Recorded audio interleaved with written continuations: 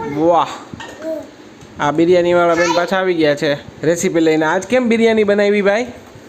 આજની રેસીપી બિરયાનીની સમજાવો. આજની રેસીપી ને તો ફાઇનલ રેસીપી જ છે એમ. બિરયાની જ બનાવી છે. પાલકની પ્યુરી, પંજાબી પ્યુરી અને પછી વેજીટેબલ અને પછી નવા ભાતની બિરયાની પેલા જ.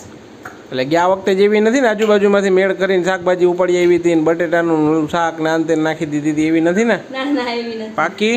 ના પપ્પા હાલો વાહ, ટેસ્ટ કરીને બતાવો બિરયાની. ગયા વખત જેવી બિરયાની વાળા બેનની બિરયાની ન બિરયાની જેવી બની કે પુલાવ લાગે છે?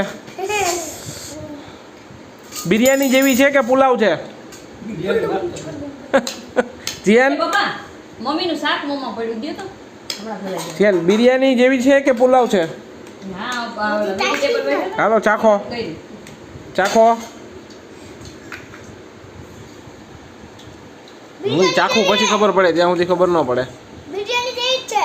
કેવી બની બિરયાની? વખાણ કરશે ને એને બીજી વાર મળશે, વખાણ નહીં કરે ને બીજી વાર નહીં મળે ભાઈ. દુનિયાના સૌથી બિરયાની ને બિરયાનીની યાર થમ્સ અપ. ઓહો વાહ, ચલો માતાને આજે શ્રાવણ મહિનો ઈનો માતાજીને શ્રાવણ મહિનો છે એટલે ડુંગળી ન ખાય અને વેજીટેબલ વેજીટેબલનું શાક. જન્મયભાઈ ની ખીચડી ખવાઈ ગઈ છે. જન્મય રાજા કી ખીચડી ખા લે. થઈ જાય. બનતા બે સોડા.